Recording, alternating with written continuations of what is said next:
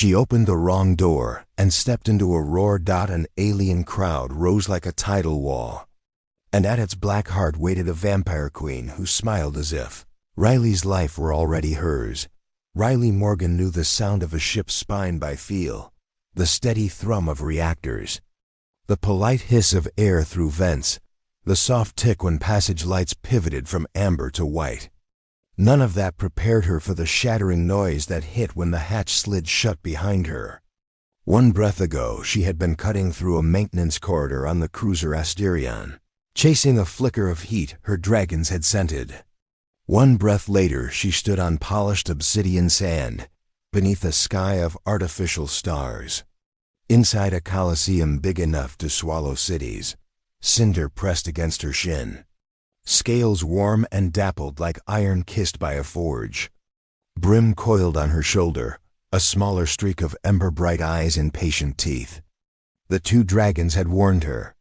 She had not listened fast enough. The arena's lights narrowed, finding her the way a predator finds a pulse.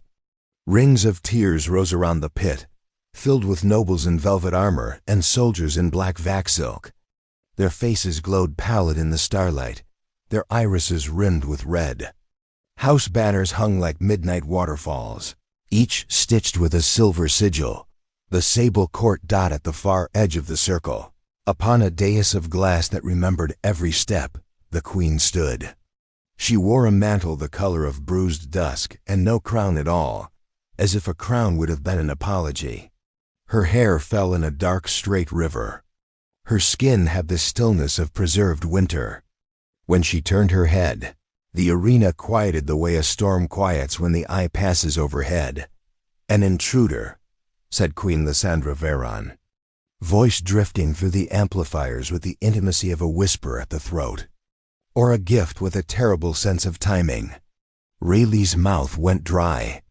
She had never met a vampire in person, much less the sovereign of a house older than most planets on the trade lanes. She lifted her hands slowly, keeping her posture almost but not quite deferential. Cinder's claws flexed. Brim's tongue flicked, tasting the dangerous sense of rage, hunger, and rose metal. "Riley Morgan," she said, letting the words carry without flinch. "Engineer, courier, occasional collector of lost things. My apologies for the unscheduled arrival. Your door did not lead where doors usually lead." Laughter swept the tears, a chill rustle. The queen's lips curved as if at a private joke. "You call my arena a door? How charming. And those?" She indicated the dragons with a tilt of her chin, delicate and lethal. "Contraband pets, unless they count as weapons." "Both if needed," Riley said before reason could catch up. She kept her voice even, her hands open, her weight centered on the balls of her feet, the way her human instructors had drilled. People expected elves to be brisk and flawless, like music cut with glass. Humans had taught her the grace of apparent clumsiness, the power in making a threat laugh before it learned how sharp she was. Lysandra leaned forward, interest sharpening the angle of her face. "State your purpose." Riley sorted through the truth, picked the pieces that would cut least. "I followed a heat signature traced to stolen engines. The signature ended at a maintenance hatch on a human ship. I opened it. Then here. I can leave as easily as I came if you point me to the exit that actually exits." The queen's gaze flicked to a pale attendant whose throat bore neat crescent scars.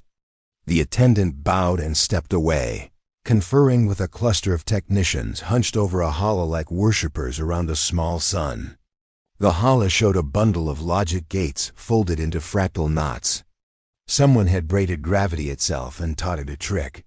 "It seems," Lysandra said, returning her attention to Riley, "a bridge was keyed to our sigils." "I dislike trespass masked as coincidence." "So do I," Riley said.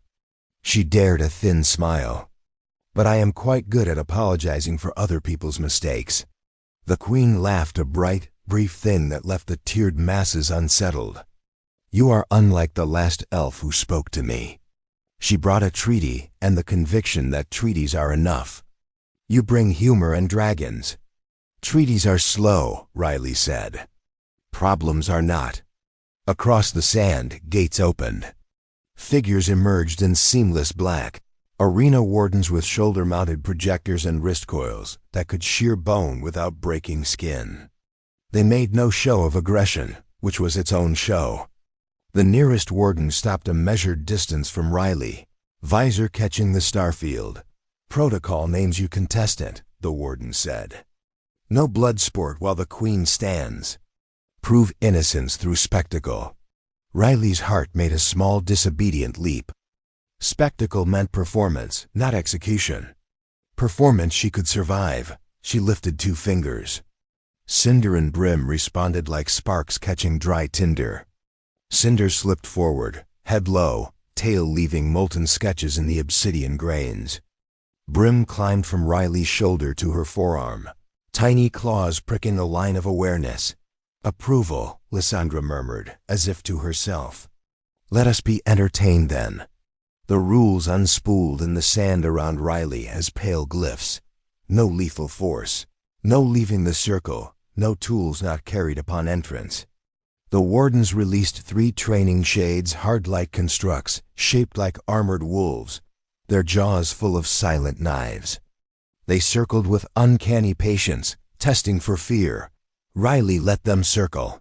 Fear was a lever. She refused to hand it over. Cinder, she said softly. Paint. The larger dragon drew a breath. Heat thrummed through the air, visible as shimmer. Instead of flame, Cinder exhaled a fan of radiant lines that laced across the sand, turning grains into fused glass. The shades halted when their paws hit the new surface. The arena's sensors reeled, recalibrating traction. Brim, Riley whispered.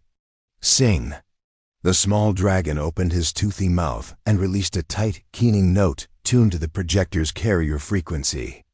The wolves' bodies flickered, cohesion degrading. Riley stepped into the open space that move created and, with a human-taught looseness, flipped a glass disc with her boot. It slid like a coin over ice, slicing between 2 shades. They collapsed in a shower of pixels. The tears murmured. Wardens adjusted dials.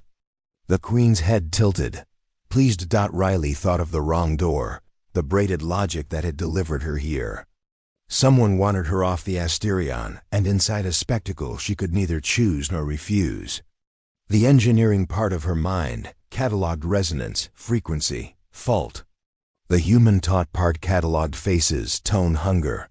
The last wolf lunged. Cinder met it with a shoulder roll that looked like play.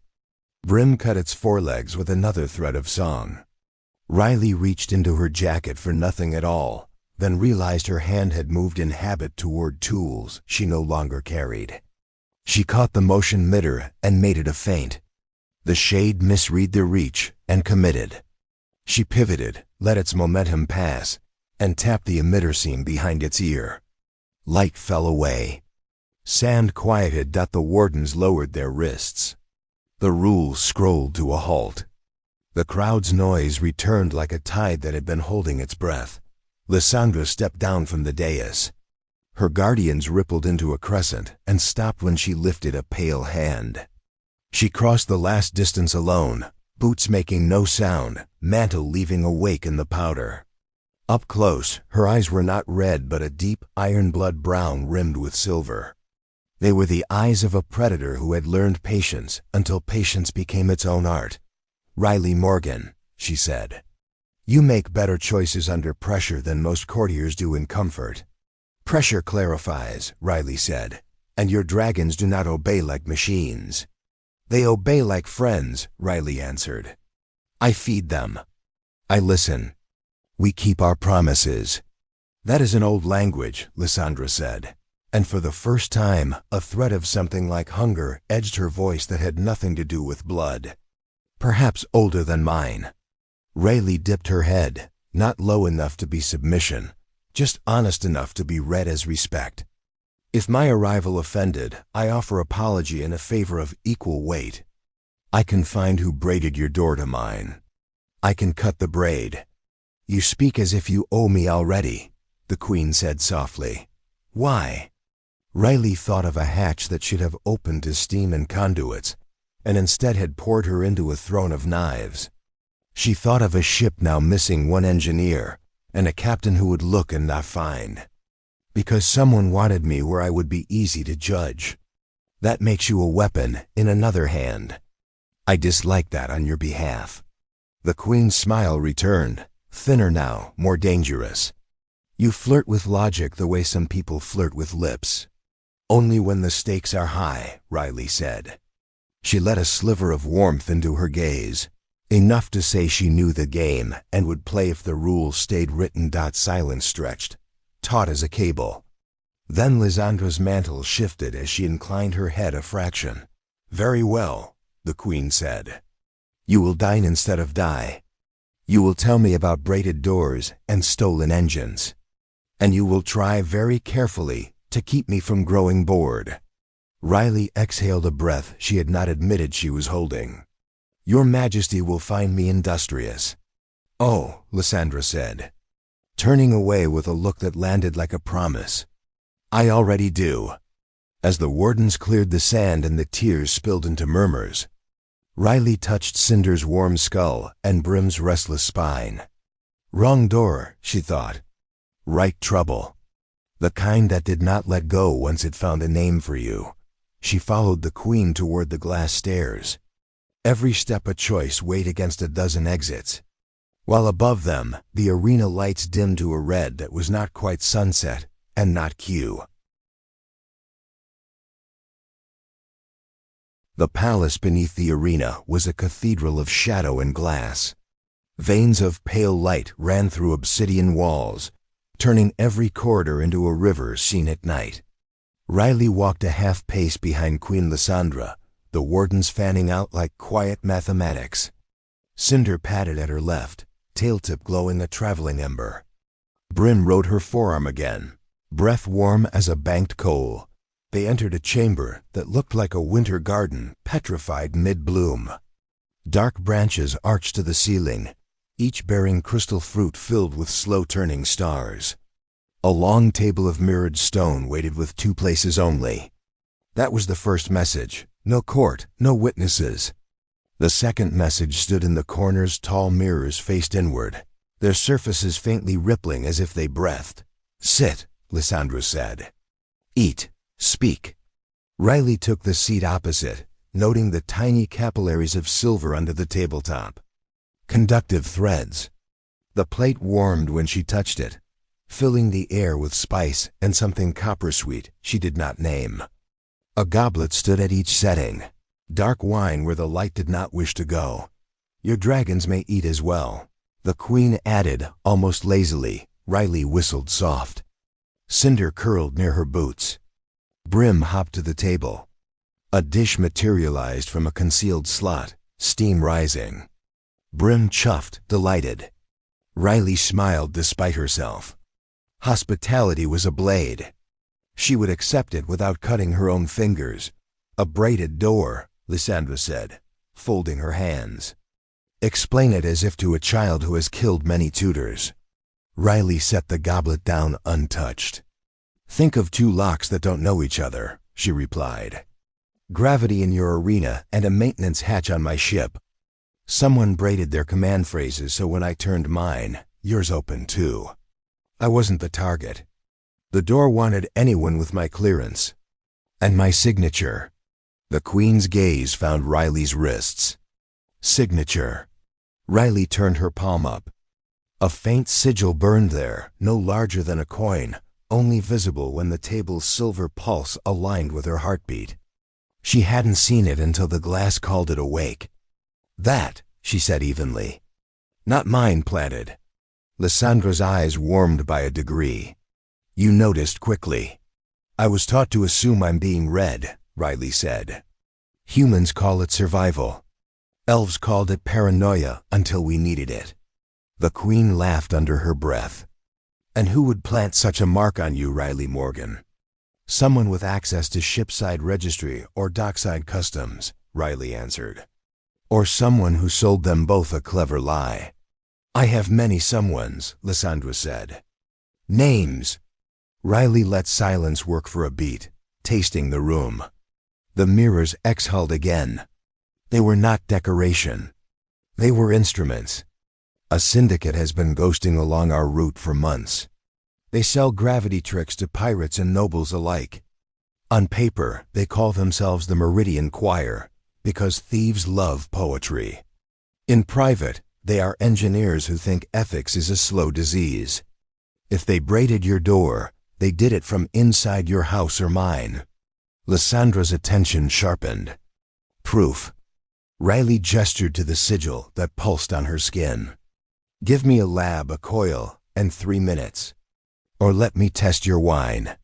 The Queen arched an eyebrow. My wine is not on trial.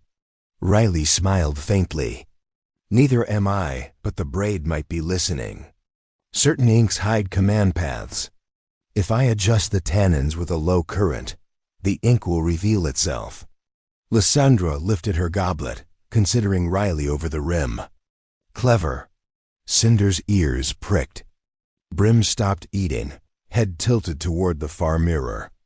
Riley did not look, but the fine hair along her nape rose. Something breathed that wasn't air. The mirrors are warded, the Queen said, following her gaze. They show intention as color. Right now you are the hue of storm at sea. Your dragons are joy with sharpened teeth. And you? Riley asked before caution could sand her tongue smooth. Patient hunger, Lysandra said without apology. Riley held the Queen's eyes. The warden's helmets cooled by a fraction, reading heat they could not interpret. It would have been easy to step wrong there, too bold, and she'd look like prey that didn't know it was bleeding. Too shy, and she'd look like prey that did. She set her voice between the two. Give me your least favorite lab, she said. The one no one will miss if it explodes. Lysandra relaxed back, mantle whispering. There is no such lab. But I have a vault with a temper. She rose. The mirrors stilled. The table cooled as if a giant hand had withdrawn. They descended past rooms where night had been taught to behave. The palace's bones hummed, the sound of an old machine that believed in its own grace. At the end of a narrow passage, a door waited with a keyhole that looked like an eye. The warden at Riley's shoulder tensed. Lysandra did not slow. She pressed her palm to the brass iris. It opened like a pupil widening. Inside, the vault held a simple workbench and a complicated silence. Coils slept on racks like serpents pretending to be string. A generator rested under glass, its needle trembling as if it dreamed. 3 minutes, the Queen said. And if you break my temper, I will take yours. Riley moved. She found a field coil, a beaker, a wire the width of a hair. Brim crawled to the bench and lay flat, warming the glass with a gentle exhale. Cinder paced, keeping the door in the corner of one eye the way a soldier watches a horizon. Wine darkened the beaker.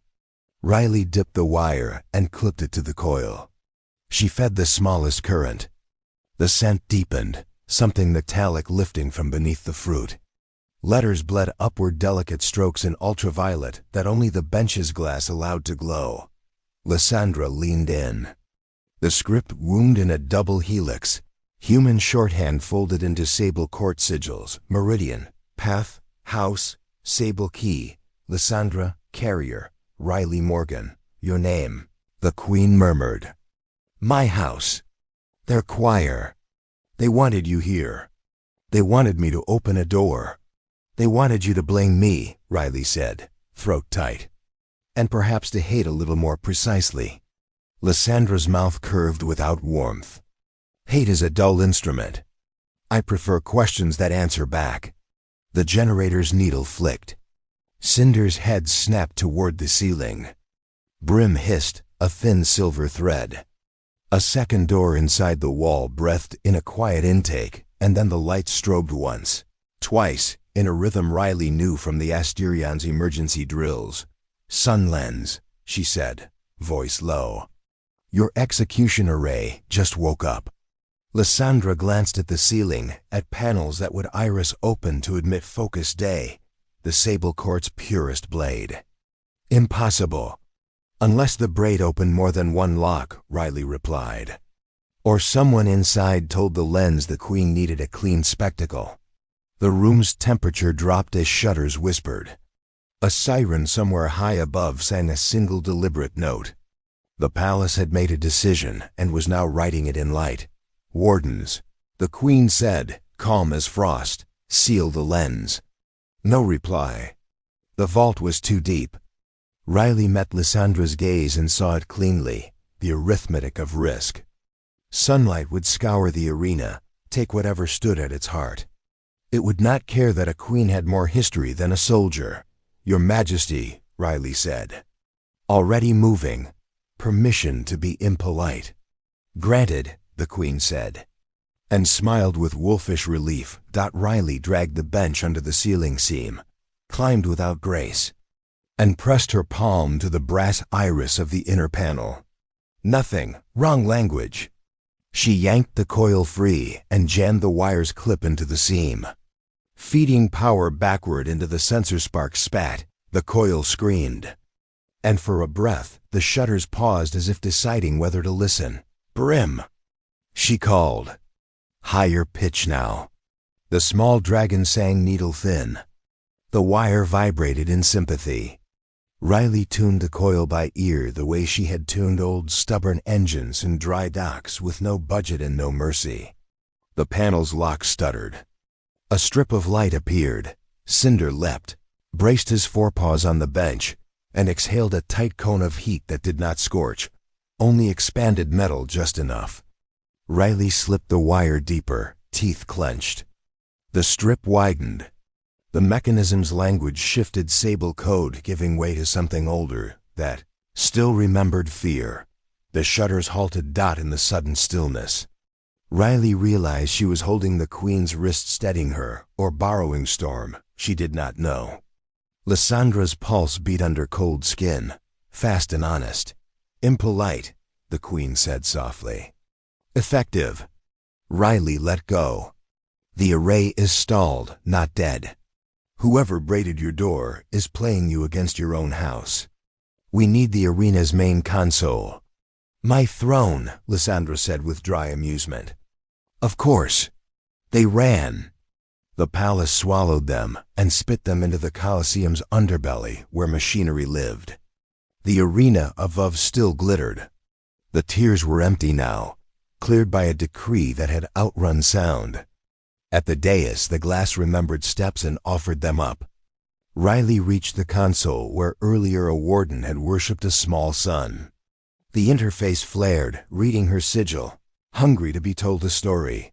Meridian-rooted control through a ghost channel, Riley said, fingers dancing. They made it look like your order. Someone wants my court to doubt me, Lysandra said. Or to watch me burn. The mirrors around the throne showed intention as color. In the largest pane, a shadow brightened storm blue veined with white. Not Riley, not the queen. The hue of a person who thought themselves righteous enough to kill. The shadow stepped from the wings with a warden's grace and a noble stillness. She did not raise her weapon because she did not need to. Lady Corinne Veron, Lysandra said flatly, not turning. My cousin. My queen, Corinne said, voice smooth. Your arena demands a spectacle. It asked me to provide one. Riley's coil spat sparks. The shutters above. The first flash wasn't sunlight, it was betrayal. A white glare filled the arena as the sun lens strained against Riley's override, burning the air with the weight of 1,000 wrong choices. The queen's court trembled, unsure whether to flee or bow. Riley ducked behind the dais, Cinder spreading his wings to shield her from the beam. Brim sang a pitch so high it bent light, scrambling the sensors that sought their heat. The air shimmered like liquid glass. Lysandra didn't hide. She stood motionless, her eyes reflecting the false dawn. You will lower the lens, Corinne, she said. Her cousin's voice slid through the noise like silk over a knife. You taught us to kneel before the light, my queen. I'm only obeying your lesson. Riley's hands flew across the console. If that lens fires at full power, you won't have a palace left to rule. Corinne's smirk deepened. And yet, the people will see your death as salvation. The light swelled. Riley ripped a panel open, rerouting the coil Brim had overloaded earlier. Meridian Choir's code slithered across her display, recursive, self-healing, and alive. Someone had rewritten the Queen's blood-coded authority, chained so that every command she gave fueled the attack. "You're the trigger," Riley said, eyes wide. "They wired the execution through your DNA." Lysandra's tone didn't waver. "Then cut the wire." Riley stripped 2 leads with her teeth, looped one into Brim's collar, the other into the Queen's console. "Brim, hum low. Cinder when I say roar." The dragons obeyed. The coil screamed. The beam flickered. For a heartbeat, the whole arena turned transparent, light and sound made visible. Riley saw code like constellations wrapped around Lysandra's body, binding her to the weapon aimed at her heart. "You are not the door," Riley whispered. "You're the key."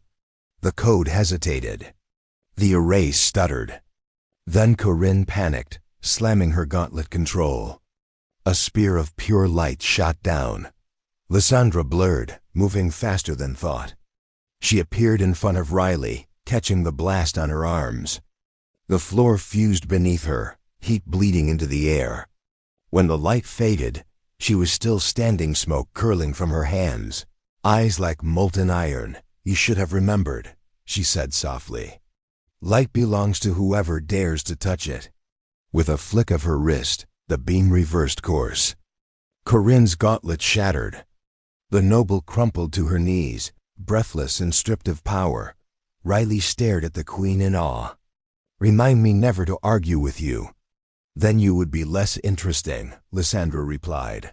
But the code on the screen was still alive. Meridian's infection hadn't died, it had fled. Lines of light stretched beyond the arena, into the upper atmosphere, pulsing like veins through the stars. "They're not done," Riley said. "Meridian used your palace as the relay. They're broadcasting from orbit." Lysandra turned to her, voice sharp. "Can you trace them?" Riley hesitated, then extended her hand. "Not without linking to your genetic cipher." "You'll have to trust me." The Queen didn't hesitate. Their palms met cold, meeting warmth, shadow meeting flame. Energy crackled between them, merging their senses. For an instant, Riley saw everything through Lysandra's eyes, the flow of blood-coated networks, the heartbeat of the Empire, and a thread of light stretching to a dead human satellite high above. "There," Riley gasped. "Horizon 12. "Then we take it," Lysandra said. Within the hour, they were aboard the Queen's ship, a living vessel that moved like thought between stars. The dragons perched on the hull, their scales shimmering with cosmic fire. Through the viewport, Horizon 12 loomed a skeletal relay ring orbiting a ruined moon. Humming with forbidden life, Riley's pulse raced. "We'll have one chance." Their sensor net sweeps every 3 seconds. Slip between the pulses, and we're ghosts. "Ghosts," Lysandra murmured. "Appropriate." The ship blinked through the net, sliding into the hangar unseen. The walls were covered in glyphs, Meridian's fractal code glowing faintly like veins under skin. At the far end, a chamber pulsed with blue light. Riley exhaled. "That's the core." Inside, a humanoid figure floated in a cocoon of shifting energy. Its face flickered through dozens of identities, human, elven, machine. When it spoke, its voice carried the echo of 1,000 stolen minds. "You found me faster than expected," it said. "And you brought your monster queen." How very poetic. Riley's reply was dry. "I'm flattered. Now delete yourself." The being smiled. "Delete? No, I ascend. Every empire you've ever built ends in the same sin. You make gods, then fear them. I am your final mirror." "Then you'll crack like one," Lysandra said. She lunged, cloak splitting into shadows. Energy lashed out from the core, slamming her back. Riley grabbed her arm before she fell. He's feeding off the reactor. If he detonates, the explosion will reach 3 systems. Can you stop it? Not without help. Rayleigh turned to her dragons. Sing! Cinder's roar rumbled through the hull. Brim joined with a shimmering high note. The 2 tones intertwined, forming a resonance that made the air pulse with visible waves. Riley sensed her coil to their rhythm, amplifying the vibration into the core's lattice. The architect Meridian's digital god screamed as its body fractured. Energy leaked like blood into the walls. Rayleigh poured everything she had into the connection, her heartbeat syncing with the dragon song. Lysandra stood again, her hands raised and shadows poured from her fingers. Burn, she whispered. The fusion of darkness and resonance collided in a single blinding pulse. Every wire, every circuit, every ghost of the choir ignited into white silence. The station trembled, then went still. When the light faded, only dust and fading code remained. Riley slumped to the floor, gasping. That's one way to turn off a cult. Lysandra smiled faintly, her fangs catching the dim light. You risked everything for me. Riley grinned weakly. Maybe I just hate bad engineering. The queen laughed, a sound soft and dangerous. You flirt with death the way poets flirt with words. Then I'm in good company, Riley replied.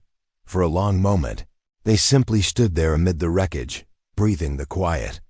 Cinder curled protectively around them, while Brim's eyes flickered like twin stars. Lysandra extended her hand. Come with me, Riley Morgan. The stars are full of doors. I have grown fond of opening the wrong ones. Riley took her hand, smiling. Lead on, Your Majesty. Behind them, Horizon 12 broke apart, scattering Meridian's ghosts into the void. The stars shimmered, brighter than before, as if bowing to the impossible alliance between a queen of shadows, an engineer with dragons, and the kind of humanity that refuses to kneel. Because in the end, every wrong door leads to a story worth surviving. If you enjoyed He Walked Through the Wrong Door and end up charming a vampire queen in her own arena. Subscribe now for more cinematic HFY sci-fi stories filled with danger, emotion, and impossible bonds. Every like, comment, and share helps our universe grow, and your name might inspire the next legend among the stars.